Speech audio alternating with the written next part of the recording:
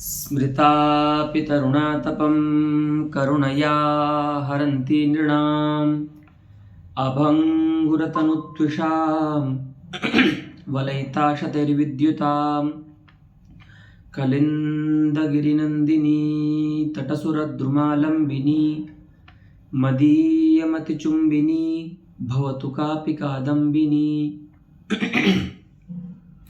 तत्र रसगंगाधरस्य पाठक्रमे द्वितीयानने पाठः प्रवर्तते, यत्र संलक्ष्यक्रमध्वनेः भेदनिरूपणप्रस्तावे शब्दशक्तिमूलध्वनिं निरूपयिता आचार्य जगन्नाथेन अलङ्कारध्वनिः निरूपितः। तत्र त्रयः व्यज्यमानाः अलङ्काराः उदाहृताः: उपमा, विरोधाभासः, व्यतिरेकश्च। ततश्च शब्दशक्त्युद्भवध्वनेः द्वितीयं वस्तुरूपं भेदं निरूपयति। तत्रैव अस्माकं पाठः प्रवर्तते, मध्ये वयम् इदानीं स्मः। तत्र गते पाठे अन्तिमः विमर्शः अस्माकम् आसीत्। तस्मिन् वस्तुध्वनि उदाहरणे कश्चित् अलङ्कारध्वनित्वं शङ्कते। तत्र समाधित्सुः पण्डितराजः मीमांसामकार्षीत्। पुनः तत्र समाधानमित्थमासीत् यत् अत्र उपमा अथवा रूपकं नास्ति। कथं नाम, अत्र यद्यपि राज्ञः इति पञ्चम्यन्त पदेन राज्ञः भूपस्य पुनः चन्द्रस्य उभयोः उपस्थितिर्जायते, परन्तु अत्र अनयोः सकृदुच्चरितेन उपस्थितयोः अर्थयोः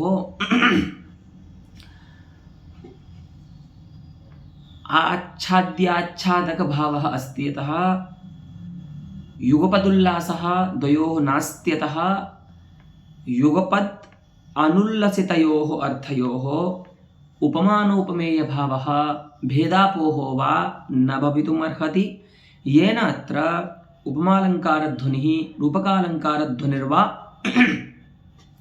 शङ्क्येत केनचित् इति समाधानं गते पाठे आसीत्। अद्य इदानीं पाठः प्रारभ्यते। न च असंसृष्टार्थ द्वयबोधने इति पंक्तेः। ठीक है, यहाँ से आप देखिए पाठ। न च असंसृष्टार्थद्वयबोधने वाक्यभेद इति वाच्यम् इति न वाच्यम् कि महत्। अस्तु, अगर आप ऐसा कहेंगे कि चंद्र और राजा रूप जो दो अर्थ हो रहे हैं, अगर आप उनमें दो अर्थों में कोई संबंध नहीं मानते हैं,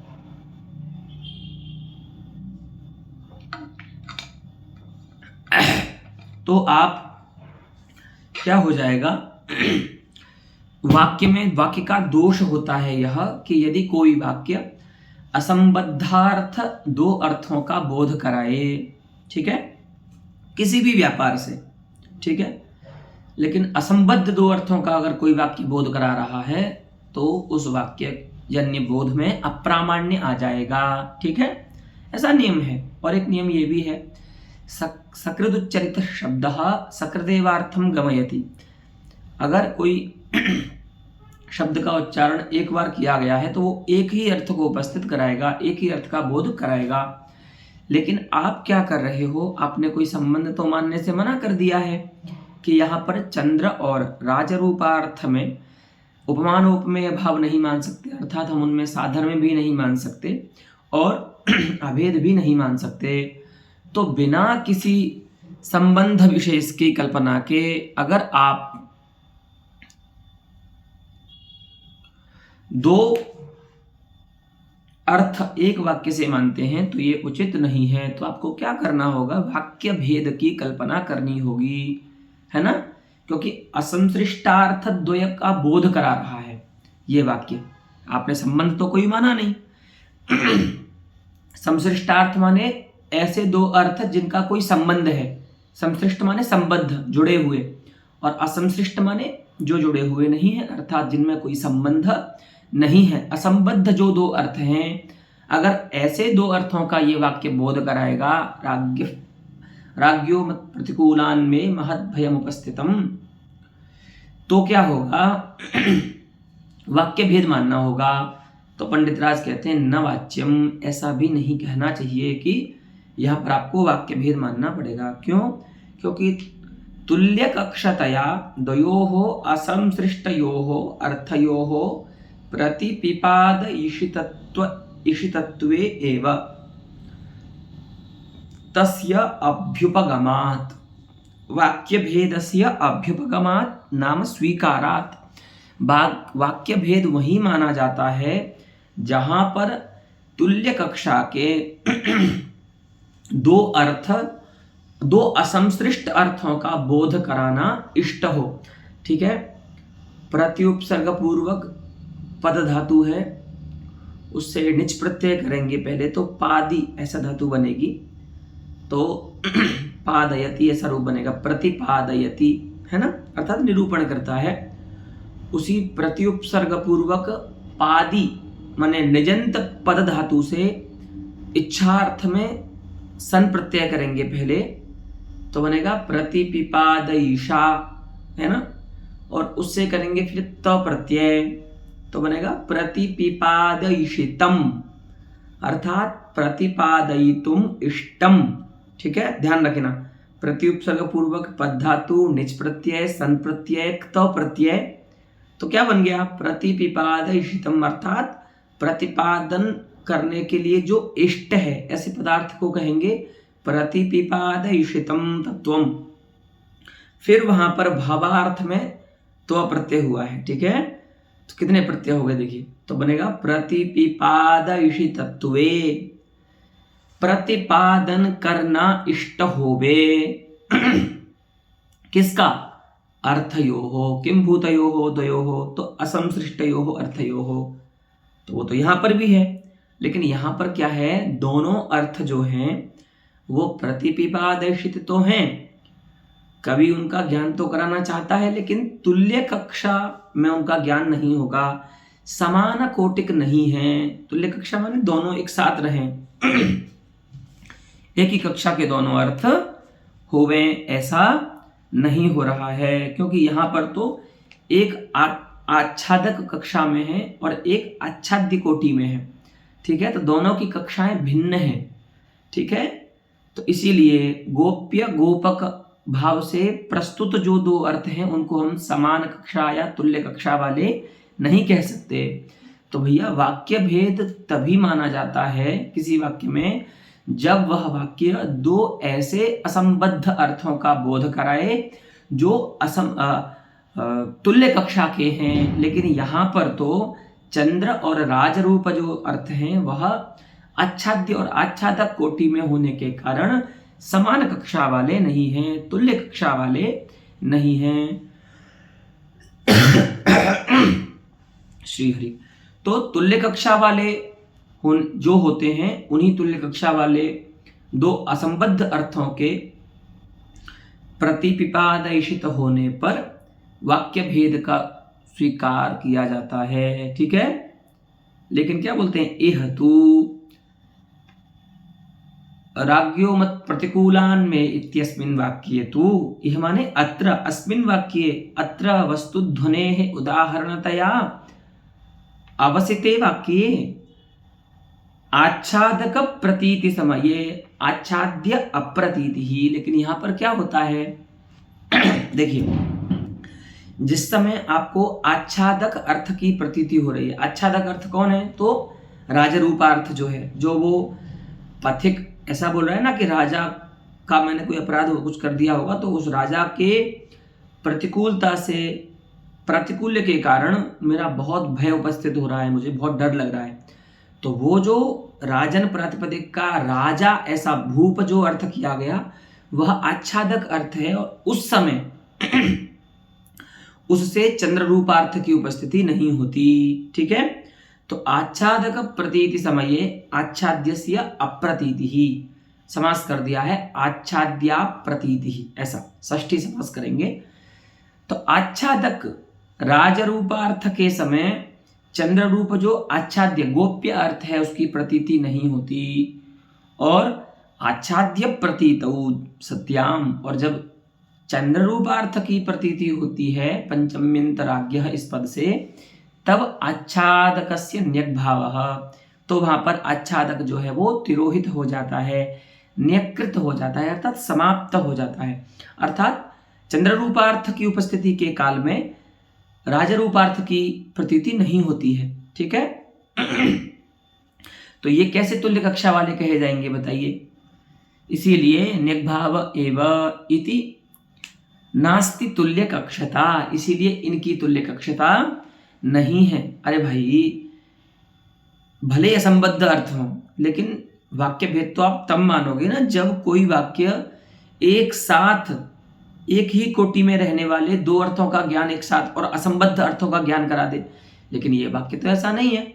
हाँ, इस वाक्य से ज्ञात होने वाले दोनों अर्थ असंसृष्ट तो हैं, असंबद्ध तो हैं, लेकिन तुल्य कक्षा वाले नहीं हैं। इसीलिए अत्र वाक्य भेदस्य कल्पनम व्यर्थमिति समाधत्ते पंडितराजः। ठीक है, नास्ति तुल्य कक्षता। अस्तु। काव्य प्रकाशे तु इदानीं काव्य प्रकाशे शब्दशक्तिध्वनेः निरूपणे वस्तुध्वनेः उदाहरण प्रसंगे यत् पद्यमुदाहृतं तस्य पद्यस्य व्याख्याकर्तृभिः विहितां मीमांसां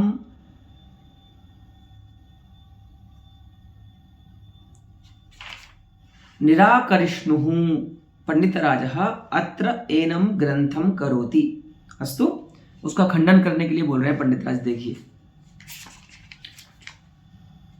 काव्य प्रकाशे तु शनिः अशनिश्च तमुच्चैः इत्यादिकम् उदाहृत्य अत्र विरुद्धौ द्वावपि त्वद् अनुवर्तनार्थम् एकं कार्यं कुरुत इति ध्वन्यते। करोति कुरुतः कुर्वन्ति। किसी राजा की प्रशंसा में कोई कवि कह रहा है, उससे पूरा पद्य इस प्रकार से है, शनिः अशनिश्च तमुच्चैर्निहन्ति कुप्यसि नरेंद्र यस्मै त्वम्। हे राजन, जिस पे तुम क्रोध कर देते हो ना, माने जिस पर जो तुम्हारा जो तुमसे प्रतिकूल हो जाता है, उस ऐसे व्यक्ति को शनिः निहंति पुनः अशनिः निहंति। शनि जो है माने ग्रह है ना, नवग्रहों में से जो ग्रह विशेष है शनि, वो भी उसको पीड़ित करता है ऐसे व्यक्ति को जिस पर तुम क्रोध करते हो, जो तुम्हारे क्रोध का पात्र होता है। और अशनि अर्थात वज्र जो है ना, वो भी उस पर कष्ट देता है उसको। तो यहाँ पर वाच्य है विरोध, विरोधालंकार से यहाँ पर वस्तु व्यंग्य होती है। तो वस्तु क्या है? तो वस्तु है, देखिए कि अत्र विरुद्धौ द्वौ, आगे की भी एक अंश है पूर्वार्ध में, उसमें ये बोलते हैं कि यत्र प्रसीदसि पुनः सभात्युदारो अनुदारश्च। बोले ये तो ठीक है कि हम जिस पर क्रोध करते हैं उसको शनि और अशनि दोनों मारते हैं, लेकिन हम प्रसन्न भी तो होते हैं भाई किसी पर। तो यत्र अस्माकं प्रसादः अस्ति तस्य का गतिः जनस्य, अस्माकं प्रसादपात्रस्य।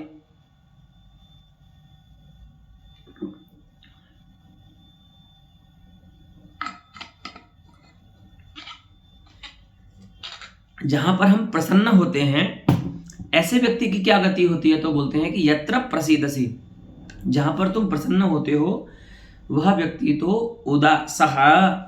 उदारः अनुदारश्च भाति। तो यहाँ पर भी उदार और अनुदार विरोध प्रतीत होता है, लेकिन विरोध का परिहार हो जाता है, क्योंकि उदार शब्द का अर्थ है दानशील, है ना, और अनुदार शब्द का अर्थ है अनुगतः दारा यस्य, ठीक है। दारा शब्द जो है वो नित्य पुल्लिंग में उसका प्रयोग होता है, इसीलिए हमने अनुगतः बोला है। यद्यपि उसका अर्थ पत्नी होता है, लेकिन दारा शब्द जो होता है वो पुंसिक प्रयोज्य होता है, ठीक है। तो अनुगतः दारा यस्य सह अनुदारः, ऐसा रूप बनेगा। अर्थात तुम प्रसन्न होते हो राजा तो उसको खूब धन इत्यादि देते हो, समृद्ध करते हो। तो जो व्यक्ति समृद्ध होता है, भाई प्रेम तो करेगी स्त्री, लेकिन खाने के लिए तो प्रेम काम नहीं आएगा, परिवार के लिए तो भोजन चाहिए, समृद्धि चाहिए। तो राजा क्या करता है, समृद्धि से संपन्न करता है लोगों को, तो इसीलिए जो उसकी पत्नी है वो छोड़ करके उसको नहीं जाती है। तो सह उदारः भाति, अर्थात वो दानशील होता है, वो भी दूसरे लोगों को देता है। और अनुदारः अर्थात अपनी पत्नी के साथ प्रसन्नतामय जीवन जीता है। भाति शोभते, तो ऐसा देखिए अब यहाँ पर क्या हो रहा है, विरोध यहाँ पर वाच्य है, और माने विरोधालंकार वाच्य है यहाँ पर, और उससे वस्तु व्यंग्य क्या हो रहा है कि राजा तुम्हारे त्वद अनुवर्तनार्थम, तुम्हारे अनुवर्तन के लिए, है ना, तुम्हारे प्रभाव से विशिष्ट होकर के जो दो आपस में विरुद्ध है ना, वो भी एक काम करने लग जाते हैं, है ना।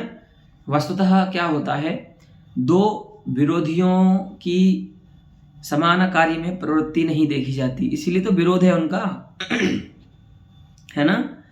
तो विरोधी द्वयस्य एकस्मिन् कार्ये प्रवृत्ति ही न भवति, अतः परंतु तो राजा तुम्हारा ऐसा प्रभाव है कि तुम्हारे प्रभाव से तो दो विरोधी भी एक कार्य को करने लग जाते हैं। वही बोला ना, ये वस्तु व्यंग्य होता है कि अत्र विरुद्धौ द्वौ अपि, दो विरुद्ध होकर के भी त्वद अनुवर्तनार्थम, तुम्हारे प्रभाव के अतिशय के कारण त्वद अनुवर्तनार्थम एकम कार्यम कुरुतः इति ध्वन्यते, इति वस्तु ध्वन्यते, तुम्हारे प्रभाव से अभिभूत होकर के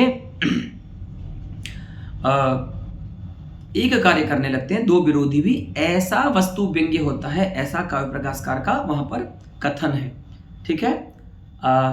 शब्द शक्ति मूलक ध्वनि के निरूपण में जब वो वस्तु ध्वनि का निरूपण कर रहे हैं तब चतुर्थ उद्योत में उल्लास में देखिएगा। तो अब यहाँ पर पंडित राज की क्या मीमांसा है वो देखिए। तच्च द्वौ सन्न्यसनी उदारानुदारौ च एकं कार्यं हननं भानं च इति व्याख्यात्रिभिः व्याख्यातम्। अब वस्तुतः क्या होता है, पंडित राज का बहुत बार ऐसा होता है कि सीधा काव्य प्रकाशकार के साथ विरोध नहीं होता, उनके साथ उनके कोई वैमनस्य या कोई वैमत्य नहीं होता है।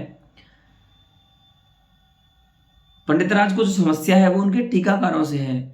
वस्तुतः वो ये कहते हैं कि ये लोग आचार्य मम्मट के हृदय को नहीं समझ पाए और अपव्याख्यान कर दिया। तो इस अंश की आचार्य मम्मट ने जो लिखा कि द्वौ विरुद्धौ अपि त्वत् प्रभावाभिभूतौ एकम कार्यम कुरुत इति वस्तु ध्वन्यते, इस मम्मटाचार्य की इस पंक्ति की व्याख्या टीकाकार कैसे करते हैं कि तच्च द्वौ शन्यसनी, सनिश्च असनिश्च सन्यसनी, है ना, प्रथमा के द्विवचन में सन्यसनी ऐसा बनेगा, द्वंद्व समास करेंगे तो, ठीक है।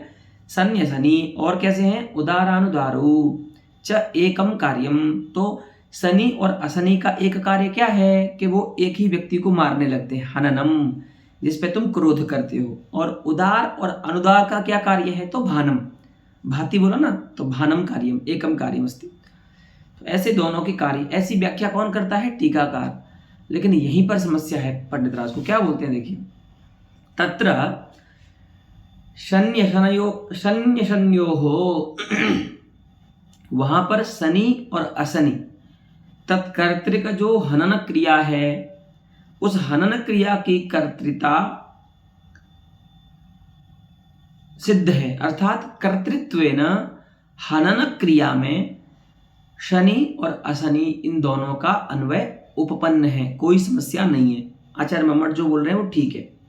लेकिन उदारानुदारयोः भानकर्तृ तत्पदार्थ विशेषणयोः तत्प्रकार विशेषणयोर्वा साक्षात भानकर्तृत्व अन्वयाभावात्। अरे भैया, हानन रूप एक कार्य में सनी और असनी तो कर्ता बन सकते हैं, लेकिन आपने जो दूसरा बोला ना, उदारानुदारौ भान रूपम एकम कार्यम कुरुता इति वस्तु ध्वन्यते, यहीं पर समस्या है। देखिए श्लोक की द्वितीय पंक्ति देखिए क्या है, यत्र प्रसीदसि पुनः सह भाति उदारः अनुदारश्च, सह आया है ना, सहभाति। तो यहां पर ये बोल रहे हैं कि भैया उदार और अनुदार पदार्थ जो है ना, वो दोनों ही क्या हैं, भान कर्तृ तत्पदार्थ। भान कर्ता जो पदार्थ है ना, उस पदार्थ के या तो विशेषण है, सह पदार्थ के विशेषण है। सपद से जो भी कहा जा रहा है ना, राजा का जो प्रसाद पात्र है, राजा जिस पर प्रसन्न हो रहा है, ऐसा जो बुद्धिस्थ अर्थ तत्पद के द्वारा इस वाक्यार्थ में बताया जा रहा है, वो है विशेष्य, है ना। सह इस पदार्थ का जो अर्थ है, बुद्धिस्थ जो अर्थ है राजा का, वह है विशेष्य। उसके विशेषण कौन है, तो उदार या अनुदार। अथवा ऐसा मान लीजिए कि सपद का जो अर्थ है, सपद को भी यहाँ विशेषण मान लीजिए, वो भी किसी अन्य अर्थ को बता रहा है जो प्रधान अर्थ है, और उसके विशेषण है उदारानुदार। तो उस स्थिति में क्या होगा, तत्प्रकार, अर्थात कर्ता का प्रकार कौन हुआ, तो सपदार्थ, और उसके विशेषण हो जाएंगे उदार और अनुदार। ठीक है, गुण, जो गुण है, जो अर्थ है।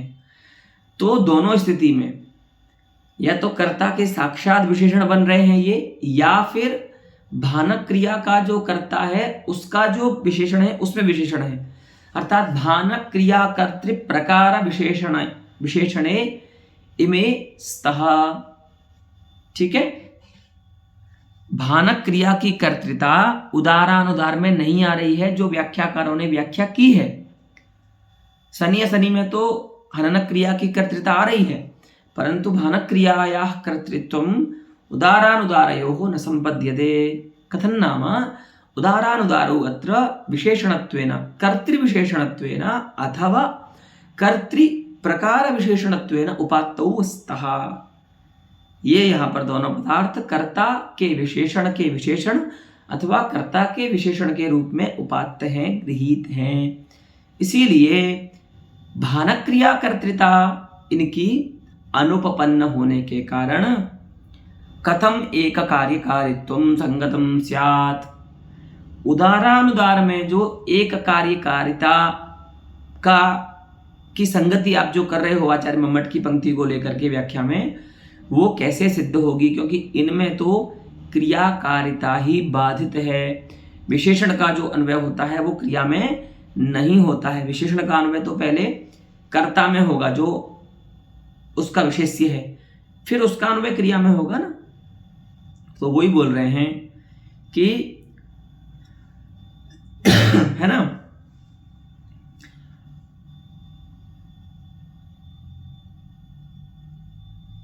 श्वेतः अश्वः धावति। ठीक है, तो आप यहां पर यह नहीं कह सकते कि यहां पर जो श्वेत गुण है ना, यद्यपि वह भी क्रिया में विशेषण बनेगा, लेकिन साक्षात क्रियाकारिता गुण में नहीं आएगी। कर्ता का जो विशेषण होता है, तो यहां पर भी क्या है, धावन क्रिया का कर्ता कौन है, अश्व है। उस कर्ता में प्रकार है कौन, श्वेत गुण। तो साक्षात क्रियाकारिता जो होती है वो गुण में नहीं आती। तो गुण का जो अन्वय होता है क्रिया में, वो कर्ता के द्वारा होता है ना। तो ऐसे ही यहाँ पर भी उदार और अनुदार जो है वो कर्ता के विशेषण हैं। तो उनमें एकक क्रियाकारिता कैसे आएगी, उनमें तो क्रियाकारिता ही नहीं है, एकक क्रियाकारिता उनकी कैसे संगत होगी। इत्थम प्रश्नम उद्भावयति पंडितराजः कुत्र यत्र वस्तुध्वनि निरूपणे आचार्य मम्मटस्य पंक्तेः व्याख्याकर्तारः तथा व्याख्यां कुर्वन्ति यत् हनन क्रियायां सन्न्यसनयोः कर्तृता अस्ति एकस्यां पुनः भान क्रियायाम् एकस्याम् उदारानुदारयोः कर्तृत्वमस्ति अतः अत्र विरुद्धौ द्वौ अपि एकं कार्यं कुरुत इति वस्तुध्वन्यते इति काव्यप्रकाशव्याख्याकर्तृभिः व्याख्यातम् अंशं पंडितराजः निराकरोति। कथम एककार्यकारित्वं संगतम स्यात्। ठीक समझ में आ गया। दो हैं, पद्य के पूर्वार्ध और उत्तरार्ध है। पद्य के पूर्वार्ध में जो एक क्रियाकारिता बताई गई है सनी और असनी में, वो उपपन्न है, उसमें पंडितराज को कोई समस्या नहीं है क्योंकि वो साक्षात कर्ता है, कर्ता के विशेषण के रूप में नहीं है वो, देखिए, है ना। लेकिन उत्तरार्ध में जो एक क्रियाकारिता उदारानुदार की बताई गई है, उन उदारानुदार पदार्थों में एक क्रियाकारिता नहीं आएगी। यतो हि तौ कर्तृविशेषणतया उपात्तौ स्तः। अस्तु।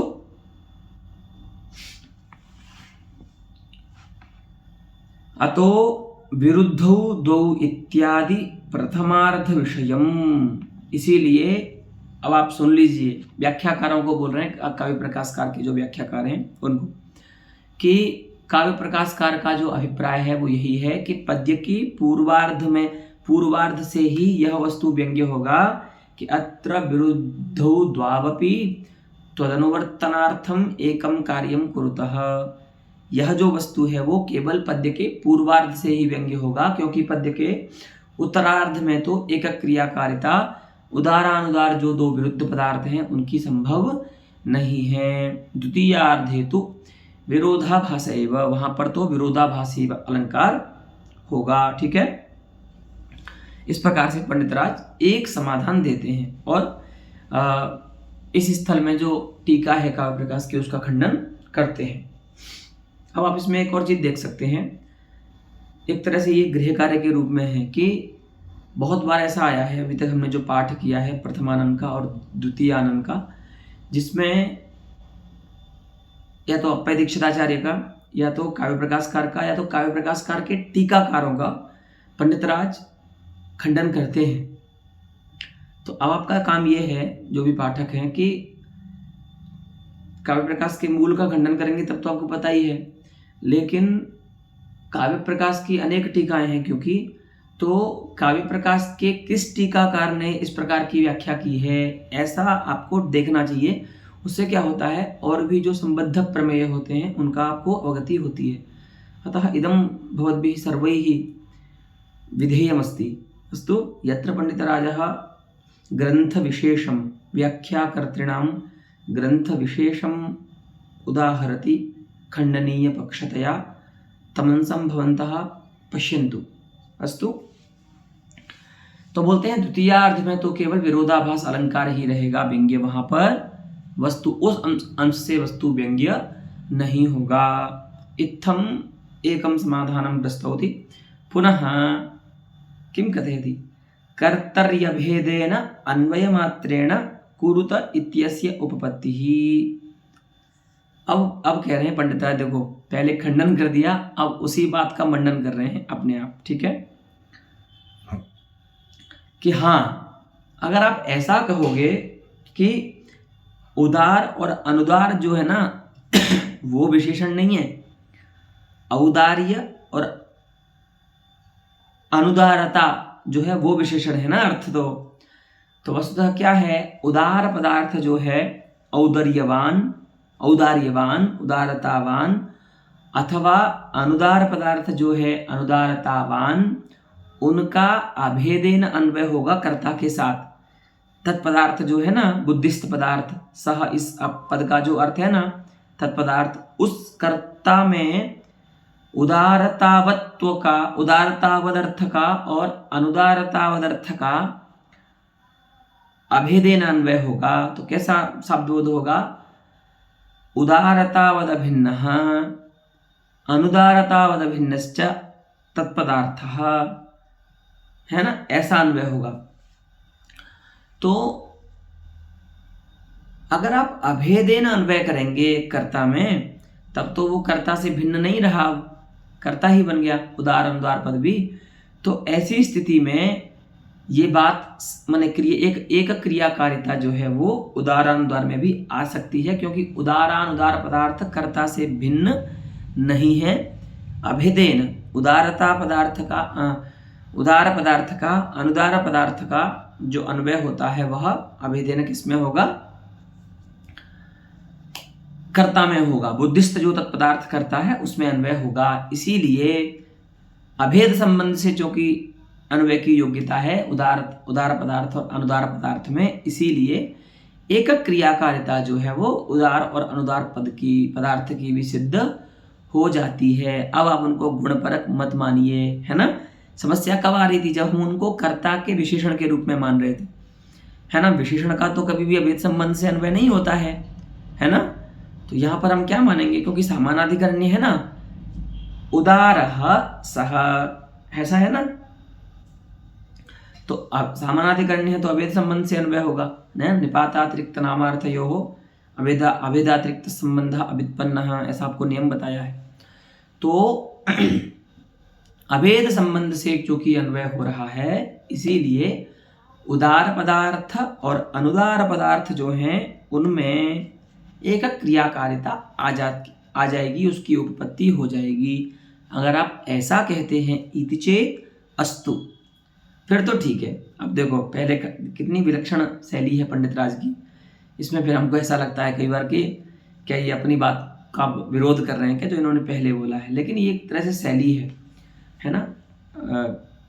पाठकों के विचार कैसे एक ही प्रमेय के विषय में कैसे आपको अलग तरीके से विचार करना है, कैसे आपकी जो सोचने की शक्ति है वो बढ़ सकती है एक ही प्रमेय के विषय में। अगर सीधे ही बोल देंगे आप तो उसमें क्या आपने परिश्रम किया। तो एक ही पदार्थ का पहले एक रीति से खंडन कर दिया, फिर उसी पदार्थ को लेकर के युक्त्यंतर से उसका मंडन भी कर दिया, है ना। तो वो क्या बोलते हैं कि अगर आप इस तरह से उसमें एक क्रियाकारिता की उपपत्ति करते हैं तो अस्तु द्वितीयार्धेपि विरुद्धौ द्वौ इत्यादि वस्तु व्यंग्यम।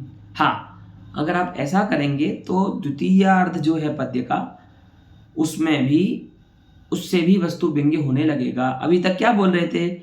इससे पहली वाली पंक्ति देखो, अतो विरुद्धौ द्वौ इत्यादि प्रथमार्ध विषयम, है ना। द्वितीयार्ध का विषय नहीं है, क्योंकि द्वितीयार्ध में तो एक क्रियाकारिता उदारानुदार पदार्थ में नहीं आती। लेकिन तुरंत बोल रहे हैं कि अस्तु द्वितीयार्धेपि इत्यादि वस्तु व्यंग्यम भवतु नाम। द्वितीयार्ध में भी अब इस प्रकार से वस्तु व्यंग्य हो जाए।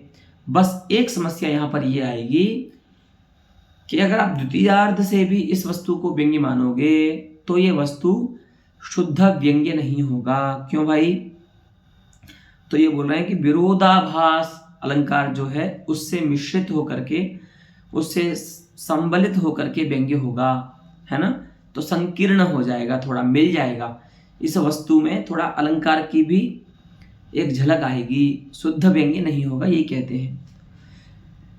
परंतु अर्धद्वयेपि, अगर आप पूर्वार्ध और उत्तरार्ध दोनों ही पद्य भागों से वस्तु व्यंग्य मानना चाहते हैं इस युक्ति से, तो मानिए, लेकिन विरोधाभास अलंकार सबलितमेव, लेकिन वह जो व्यज्यमान वस्तु है पूरे पद्य से जो उपस्थित हो रहा है वह विरोधालंकार से मिश्रित होकर के ही व्यंग्य होगा, शुद्ध व्यंग्य वस्तु अब नहीं होगा। इतना तो समझ ही लीजिए आप। क्यों भाई? विरोध तो समाप्त हो गया था ना। तो बोलते हैं देखिए शत्रु विरुद्ध, क्योंकि विरोध जहाँ स्पष्ट प्रतीत हो रहा है। क्यों? देखिए शत्रु विरुद्धस्य शत्रुत्व संभवात। देखिए क्या होता है, मान लीजिए दो शत्रु हैं, ठीक है, और उन दोनों शत्रुओं के बीच कोई तीसरा व्यक्ति आता है जो उनमें से किसी एक का शत्रु है, ठीक है। ध्यान दीजिए, दो शत्रु हैं पहले से और उसमें एक तीसरा व्यक्ति आता है जो उन दोनों में से एक का शत्रु है।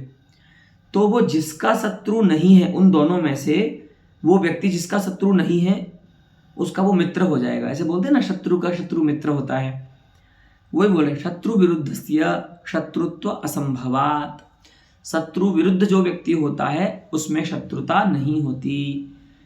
तो ऐसी स्थिति में क्या होगा, शत्रु विरुद्धस्य शत्रुत्व संभवात एकस्य सन्यसनि कर्तृक हनन कर्मत्व अयोगेन आद्यार्धे। पहले तो देखो पूर्वार्ध में कैसे व्यंग्य होगा, देखो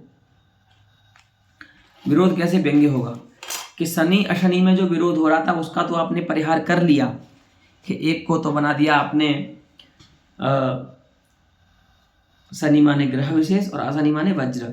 लेकिन यहां पर देखिए शनि अशनि हनन कर्मता अगर एक व्यक्ति में आ रही है तो वो विरुद्ध है ना, क्योंकि दो विरुद्ध व्यक्तियों का तीसरे जो एक का विरुद्ध है उसमें शत्रुता नहीं होनी चाहिए, है ना, वो तो मित्र होगा। लेकिन यहाँ पर ये जो दोनों हैं जो विरोधी हैं वो उसमें शत्रुता ला रहे हैं, किसमें, एक कर्म में। वो कर्म क्या है, तम। वो आया था ना, शनि अशनि तम निहन्त्योच्चैहि यस्मै नरेंद्र यस्मै कुप्यसित्वम इत्यादिकम किंचिदासी, कि जिस पर तुम क्रोध करते हो उसको शनि भी मारता है अशनि भी मारता है। तो हनन क्रिया का जो कर्म एक व्यक्ति बन रहा है उसमें शनि हनन और अशनि का जो हनन है या शनि हनन कर्मता अशनि हनन कर्मता ये विरुद्ध है, क्योंकि दो विरोधियों का जो एक विरोधी होता है उसमें उनमें से एक व्यक्ति का विरोध नहीं होना चाहिए। लेकिन यहाँ पर क्या हो रहा है, राजा के प्रभाव के कारण जो दोनों विरुद्ध व्यक्ति हैं वो तीसरे विरोधी के साथ भी अपनी शत्रुता दिखा रहे हैं, जबकि संसार में ऐसा नहीं होता है। सामान्य रूप से दो विरोधियों में से एक का जो विरोधी होता है, मान लीजिए देखिए क्या है वस्तुतः यहाँ पर, भाई शनि का जो हनन कर्म है माने शनि जिसको मार रहा है तो इसका मतलब वो शनि का शत्रु है। तो उस शनि के शत्रु में अशनि की तो शत्रुता नहीं होनी चाहिए, है ना, क्योंकि शत्रु का शत्रु तो मित्र होता है, उसमें तो शत्रुता नहीं होती है। लेकिन यहाँ पर राजा का प्रभाव ऐसा है कि शनि और अशनि इन दोनों विरोधियों का जो दोनों विरोधियों में से जो एक का विरोधी है वो दूसरे का भी विरोधी बन रहा है। लेकिन लोक में ऐसा नहीं देखा जाता, दो विरोधियों में से एक का जो विरोधी होता है वो दूसरे का मित्र बन जाता है। लेकिन यहाँ पर ऐसा नहीं है, यही राजा का प्रभाव है। तो यहाँ पर भी आपको देखा पर पद्य का जो आद्यार्ध है अर्थात पूर्वार्ध है उसमें भी विरोध व्यंग्य हो ही रहा है साथ में थोड़ा। और उदारत्व अनुदारत्वयोः एकाधिकरण वृत्तित्व अयोगात, उसी प्रकार से उदारता और अनुदारता जो है वह एक अधिकरण में नहीं रह सकती, इसीलिए द्वितीयार्धे च विरोधस्य स्फुटत्वात्। उदारता और अनुदारता जो है मतलब उनका वही अर्थ ले रहे हैं जो अर्थ है, अनुगतः दारा ऐसा अर्थ नहीं ले रहे हैं।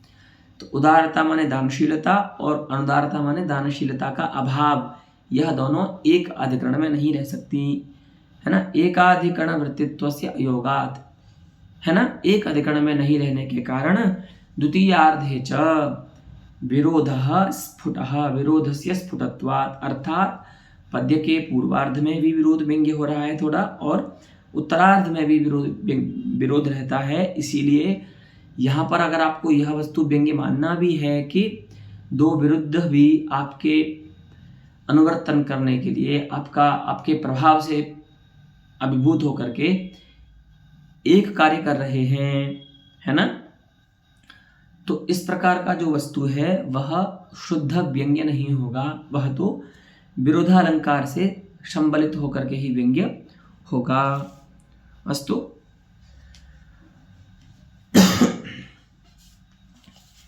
अस्तु एतावता एव अलम् अद्यतनपाठेन पुनः प्रमेयान्तरे अस्माकं पाठः प्रवर्तिष्यते।